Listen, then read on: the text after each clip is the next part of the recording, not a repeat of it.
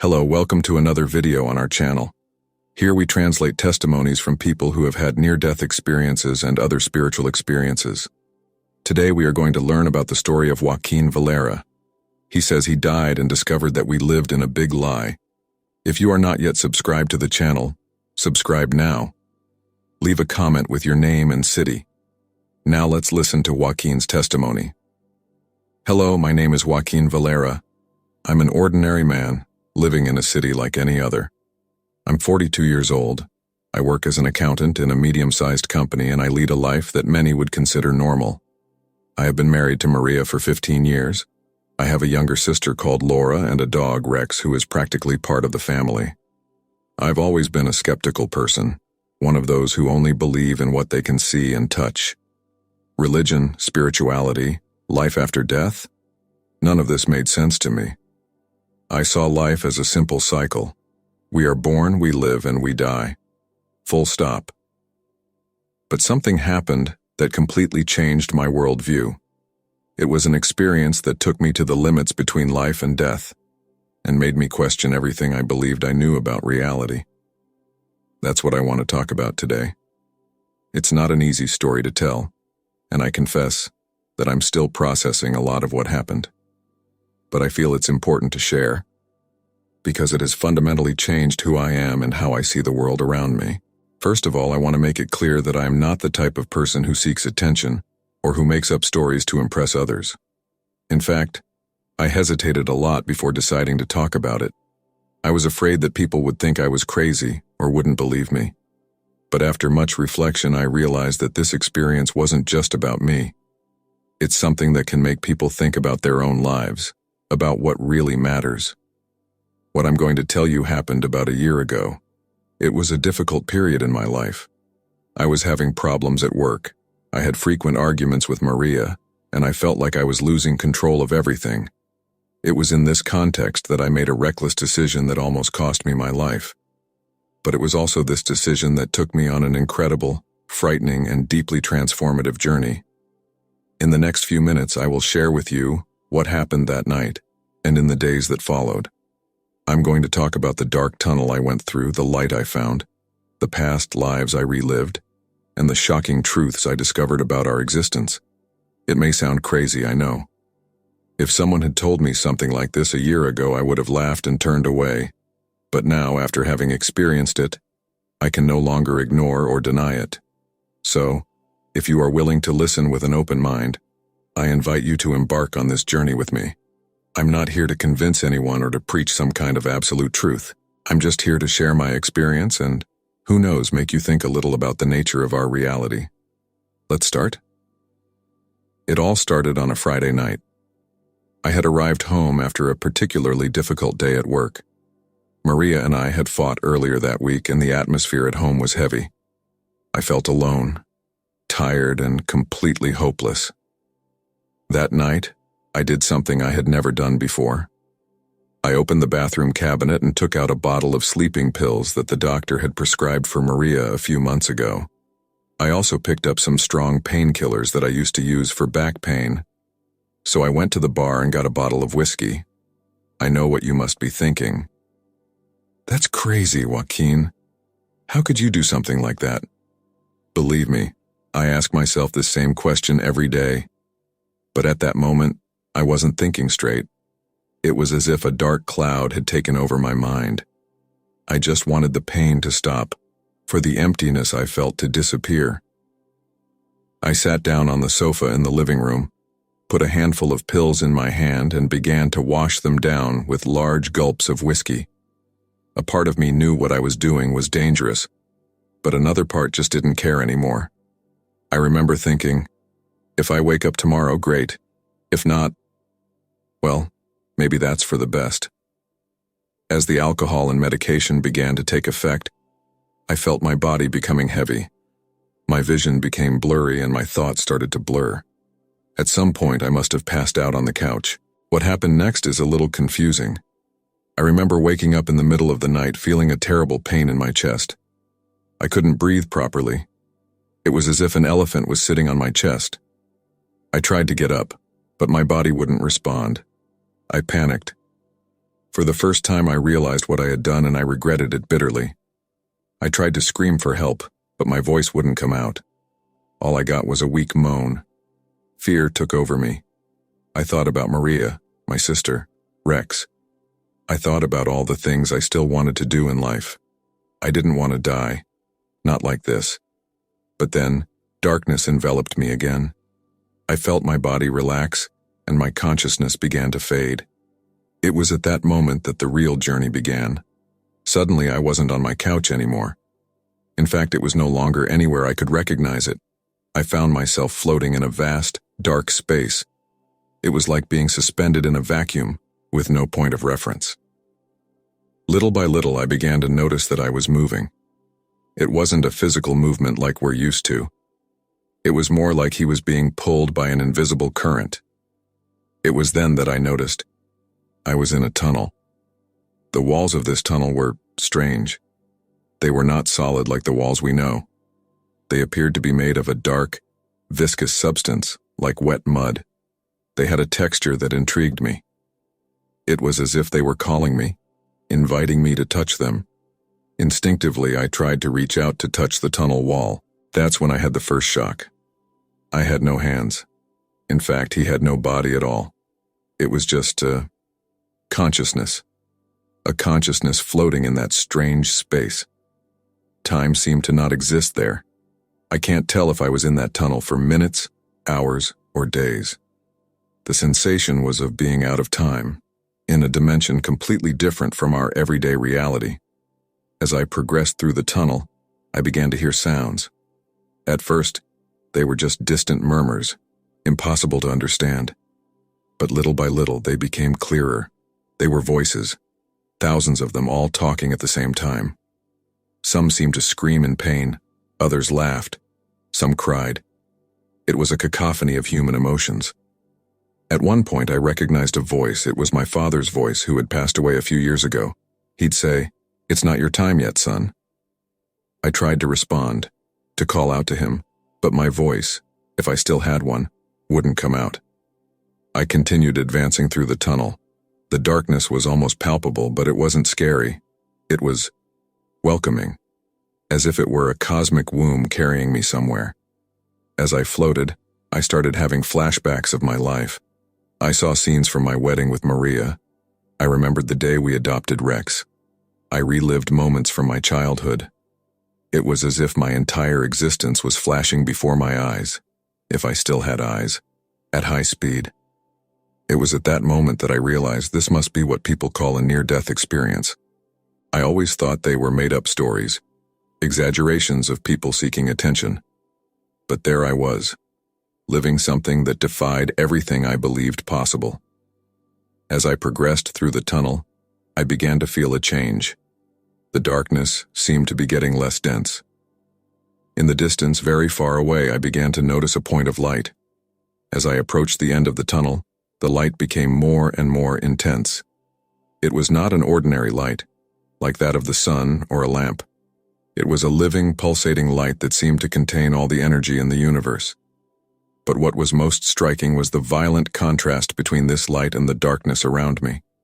It was as if two titanic forces were fighting a fierce battle.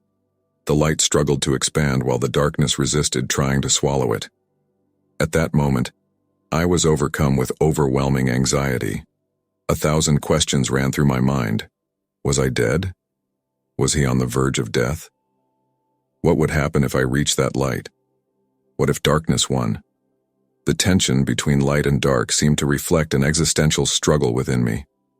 On the one hand, there was the desire to live, to return to Maria, to my family, to my life. On the other, there was a strange temptation to give in to the darkness, to give up everything. As I watched this cosmic battle, I began to realize that I was not just a spectator. Somehow, I was part of that fight. My every thought, every emotion seemed to influence the balance between light and dark. When I focused on happy memories, on moments of love and joy, the light seemed to gain strength. But when thoughts of despair and hopelessness invaded me, darkness advanced. It was at that moment that I understood. This battle was not just about life and death. It was about choice. My choice. I could choose light or dark. I could choose to fight or give up. Realizing this power of choice was both liberating and frightening. Liberating because I realized that I had control over my destiny, even in that extreme situation. Scary because the weight of responsibility was immense. As I pondered this, I noticed the light starting to change. It was no longer just a distant dot. It began to expand, to take shape. And then, something incredible happened. Suddenly, a small sphere of light separated from the main source and began to float towards me. It was the size of a tennis ball, but it radiated incredible energy. As it got closer, I felt a wave of heat envelop me. But it wasn't physical heat. It was warm, emotional, as if it were made of pure love and compassion. All the anxiety I felt began to dissipate, replaced by a sense of calm and peace I had never experienced before. When the sphere of light got very close to me, I heard a voice. It wasn't an external voice, but it seemed to come from inside me. The strangest thing is that it was my own voice, but filled with a wisdom that I never had in life. The voice started answering questions I didn't even know I had. He spoke about the meaning of life, about the purpose of existence, about the nature of the universe. And then he revealed something that shocked me. "Everything you know as reality is a simulation," said the voice. "The physical world, time, space, everything is part of a great construct created to prevent us from seeing the true nature of existence." I was stunned by this revelation. What do you mean, a simulation? That didn't make sense. But at the same time, I felt like it was true. It was as if a veil had been lifted from my eyes, allowing me to see beyond the illusions of the material world. The voice continued, "You humans are trapped in this simulation, believing it to be the only reality. But there is much more beyond that. You are multidimensional beings, capable of existing in multiple realities at once." I tried to process this information. It was too much for my limited mind to comprehend. But the sphere of light seemed to understand my confusion. It expanded, enveloping me completely. Within the light, everything became clear. I saw the structure of the universe, the interconnectedness of all things. I saw how our actions affect not just the world around us, but the entire web of existence. I realized that what we call self is only a small part of who we really are. Our true nature is much greater, much vaster than we can imagine in our physical existence. The light showed me that death, as we understand it, does not exist. It's just a transition, a change of state. Our consciousness continues, evolves, expands. I was amazed by these revelations, but I also felt sad. Sad that I lived so long without knowing these truths. Sad that I had wasted so much time and energy on things that I now saw were completely insignificant. But the light comforted me. It showed me that every experience, every mistake, every moment of joy or sadness has its purpose. Everything is part of our growth, our evolution as conscious beings. Then, the light began to retract. I felt like my time in that state was coming to an end. But before leaving, the voice told me one last thing. "Remember, Joaquin, you are not just what you think you are. You are much more. And you have the power to shape your reality. Use this knowledge wisely." With those words, the light disappeared, and I found myself in the dark tunnel again. But now, I wasn't the same anymore. I carried with me knowledge that would change my life. After the experience with the sphere of light, I felt different. It was as if I had gained a new perspective, a deeper understanding of existence. But I didn't have much time to reflect on this, as I was soon enveloped by a new experience. Suddenly, my entire life began to flash before my eyes. It wasn't like in movies where scenes pass quickly in flashes. It was much more intense and detailed. I was reliving every important moment of my life, but not just as an observer. I was there, feeling everything again. I saw myself as a child, experiencing the pure joy of playing in the park with my parents. I felt the nervousness of my first day of school, the excitement of my first kiss, the excitement of being accepted into college. But it wasn't just the happy moments. I also relived the pain, the losses, the moments of disappointment and sadness. The most impressive thing was that I wasn't just reliving my own emotions. I could feel the impact of my actions on the lives of others. When I was kind to someone, I could feel the gratitude and comfort I provided. When I was selfish or cruel, I felt the pain and hurt I caused. I saw the day I argued with Maria and said harsh words that hurt her deeply. At the time, I didn't realize how much I had hurt her, but now I could feel his pain as if it were my own.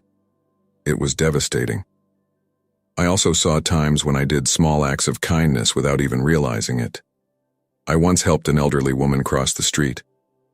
It seemed insignificant at the time, but now I could see how that simple gesture had brightened her day, given her hope in humanity. This life review has shown me how interconnected we all are. Every action, every word, has an impact that goes far beyond what we can imagine. I saw how a chain of events unfolded from my choices, affecting people I didn't even know. It was a humbling and enlightening experience. I realized how many opportunities to do good I had wasted, how many times I had acted out of fear or selfishness instead of love and compassion. But it wasn't a judgmental experience. There was no punishment or reward. It was simply an opportunity to learn, to understand the consequences of my actions in a way that had never been possible before. By the end of this review, I felt emotionally exhausted, but also deeply transformed. I had a new appreciation for life, a new understanding of the responsibility that comes with every choice we make. As this experience came to an end, I felt a sense of expansion. It was as if my consciousness was opening, preparing for something even greater. And that was when I entered the next phase of my journey. Just when I thought nothing could surprise me anymore, I was thrown into an even more extraordinary experience. Suddenly, I was no longer reliving my current life, but delving into past lives. The first scene I saw was in a hotel room. I was a middle-aged man, wearing an expensive suit, sitting on the edge of a bed. I felt an overwhelming sadness, a despair so deep that it seemed to consume my entire being. In my hand was a revolver. With horror, I realized what was about to happen. I tried to scream, to stop that man, who was me in another life, from committing suicide. But he was just a helpless observer. The shot echoed in the room and everything went dark. The scene changed. Now I was a whaler in the 19th century. I was on a boat surrounded by the vast ocean. I smelled the sea, heard the cries of the sailors. I found myself harpooning whales, feeling a mixture of excitement about the hunt and deep guilt for taking the lives of these majestic creatures. That life ended on a beach. I was an old man looking out to sea with 2 children by my side. I felt a huge weight in my heart, a deep regret for all the lives I had taken, for all the damage I had caused to the ocean. I looked at my children and saw in their eyes a mixture of love and disappointment. I realized that my choices in that life had not only affected me, but also those I loved. These past lives showed me patterns that repeated themselves. In each of them, I saw how my selfish or thoughtless actions had consequences that went far beyond my own existence. I saw how the pain I caused in one life created scars that I carried into the next.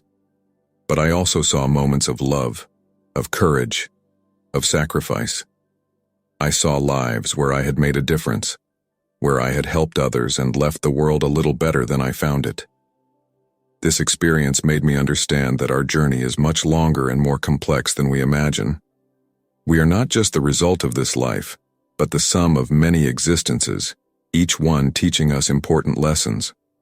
I realize that the life I'm living now is just one chapter in a much bigger story.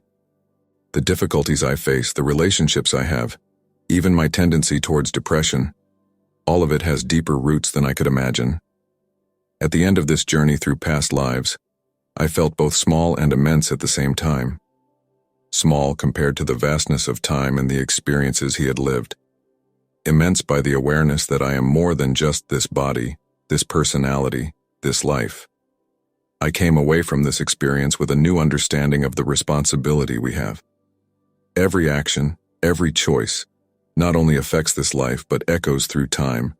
shaping our future incarnations and the lives of those around us. After the past life journey, I was abruptly brought back to the present. But I wasn't back in my body. Instead, I found myself floating above him, watching the scene of my near suicide, as if I were a spectator. I saw my body inert on the couch, the bottle of whiskey lying on the floor, the empty medicine bottles on the coffee table. The scene was desolate, but what really shocked me was seeing the impact of my action on the lives of the people I loved. I saw Maria coming home after work, calling my name. The moment she found me was devastating. I saw the terror in his eyes. I heard his desperate scream. She rushed to the phone, her hands shaking as she dialed emergency. I watched the paramedics arrive, working frantically to revive me. I saw Maria crying, begging me not to die. I felt your pain, your fear, your anger that I had done something so selfish. Then the scene changed. I saw my sister Laura receiving the news, the shock on his face, the disbelief turning to anger. "How could he do this to us?" she screamed. I realized that my action was not just about me. It was a betrayal of everyone who loved me. I saw Rex, my faithful canine companion, lying next to the sofa where my body was, whining softly. In the days that followed, I saw how he became depressed, refusing to eat, waiting for my return. It was painful to realize that even my dog suffered from my thoughtless decision. The scenes continued to unfold. I saw the funeral in case I didn't survive. Maria, dressed in black, with an empty look. My parents, aged by pain. Friends and co-workers all trying to understand why I had done it. But what impressed me most was seeing the future that would never happen if I died. I saw Maria, years later, still struggling to overcome my loss. I saw my niece, who hadn't yet been born, growing up without knowing her uncle. I saw projects I would have accomplished, people I would have helped, moments of joy that would never happen. It was at that moment that I felt a force pulling me upwards. It was as if two small balls of light were calling me, inviting me to move forward. I felt I was faced with a crucial choice: move forward to whatever came after death, or fight my way back to life. The force pulling me upward was intense, almost irresistible. Part of me wanted to surrender, go into the unknown, but the images I had just seen, Maria's suffering, Laura's, Rex's, anchored me. I realized that my life was not just mine. It was a gift, a responsibility. Every person we love, every life we touch, becomes part of who we are. Giving up would not only affect me, but it would create waves of pain that would spread far beyond what I could imagine. With this understanding, I made my decision. I fought the force pulling me, focusing on all the reasons I wanted to live.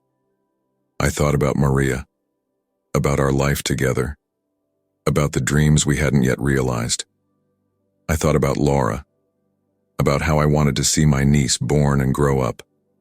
I thought of Rex, faithful and loving, waiting for my return. And then, with a shock that reverberated throughout my being, I felt myself being pulled back into my body. Returning to my body was an experience I will never forget. It was like being sucked into a hurricane and then thrown into freezing water. Suddenly, I felt an enormous weight, as if every cell in my body was screaming in protest. I opened my eyes, and the first thing I saw was Maria's face, bathed in tears. She was holding my hand, her eyes fixed on me with a mix of fear and hope. All around me, I heard the noise of machines and agitated voices. I was in an ambulance.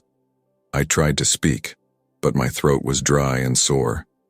All I got was a weak moan. Maria let out a scream of joy and relief. "He's awake!" she exclaimed to the paramedics. The next few moments were a blur. I remember being rushed to the hospital, doctors and nurses running around me asking questions I could barely understand. I underwent a series of tests and procedures. My stomach was pumped to remove any traces of the pills I had taken. I spent several days in the ICU. The doctors said I was very lucky. If Maria had gotten home a few minutes later, I probably wouldn't have survived. My body had suffered a huge shock, and it would take time to fully recover. But physical recovery was just one part of the process. The real journey was just beginning. Once I was stable enough, I started getting visits from psychiatrists and psychologists. I was diagnosed with severe depression and began intensive treatment. The first few weeks were difficult. The memories of my near-death experience were fragmented and confused. I wondered if it had all been real, or just a hallucination caused by a mixture of medicine and alcohol. Part of me wanted to believe it had just been a weird dream, but deep down I knew it was more than that. As my mind became clearer, I began to put the pieces of the puzzle together. I remembered the dark tunnel, the bright light, the past lives I had glimpsed. Each memory brought with it a wave of intense emotions. Initially, I was hesitant to talk about these experiences with my therapists. I was afraid they would think I was crazy. But little by little, I started sharing small details. To my surprise, they didn't judge me. On the contrary, they encouraged me to explore these memories as part of the healing process. Maria was my rock throughout this period. She spent hours by my side in the hospital, patiently listening as I tried to put into words what I had experienced. Sometimes I cried for no apparent reason. Other times he was silent, lost in thought. She was there at all times, supporting me unconditionally. My sister Laura was also a constant presence. At first, she was furious with me for trying to take my own life, but over time her anger turned into understanding and support. Our conversations helped me process many of the things I had experienced. As I recovered physically, I began to feel profound changes in my outlook on life. Things that had once seemed so important, money, status, professional success, now seemed insignificant compared to what I had experienced. I started to value the little things more. Maria's smile in the morning, Rex's affection, the sound of rain on the window. Every moment felt precious. Every interaction with another person an opportunity to make a difference.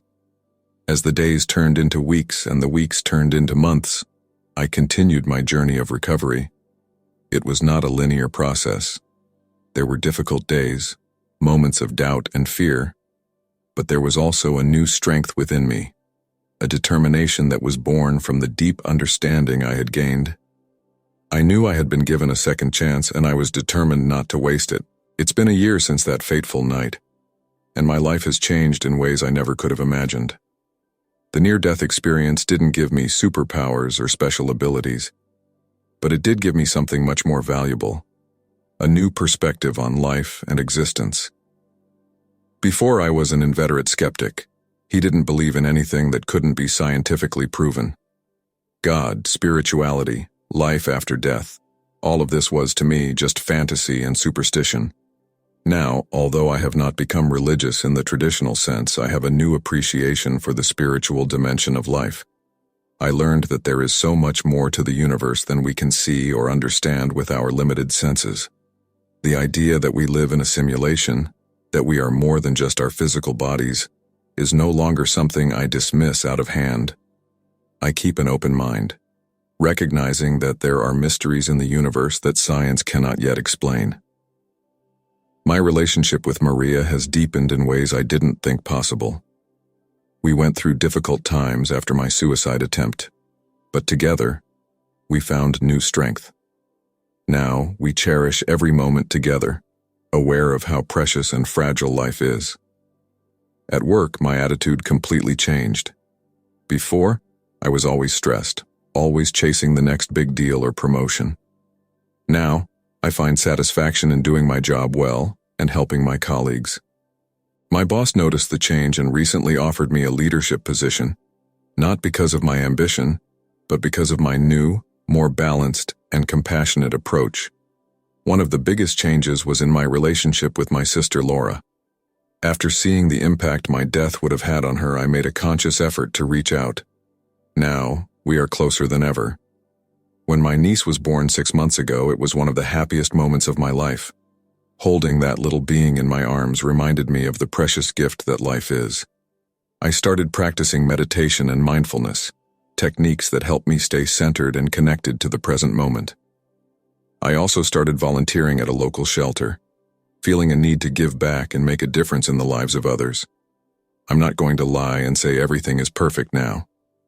I still have bad days, moments of doubt and fear. The depression hasn't completely gone away, but I now have better tools to deal with it. I understand that my thoughts and emotions do not define me. They are just a part of who I am. One of the most important lessons I've learned is that we always have a choice. We can choose how we react to life's circumstances, how we treat others, how we live each day. This realization gave me a sense of power and responsibility that I never had before. I also began to see more clearly the lies and illusions that surround us in this world. I see how we are often manipulated by the media, by advertising, by political and economic systems. But instead of feeling hopeless or cynical, it motivates me to live more authentically and consciously. I don't know what the future holds. I don't have all the answers, and I'm still learning and growing every day. But I know that every day is an opportunity to make a difference, to love more deeply, to live more fully. My near-death experience taught me that life is too precious to waste on fear, anger, or regret. Every moment is a gift, every interaction an opportunity for growth. And although I don't know exactly what happens after death, I know that the way we live in this life has an impact that goes far beyond what we can imagine. So here I am, Joaquin Valera, an ordinary man who had an extraordinary experience. I am not a guru or a saint. I'm just someone who had a chance to look beyond the veil and came back to tell the story.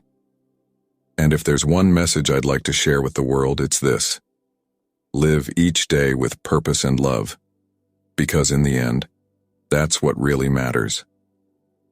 So, what did you think of this incredible story?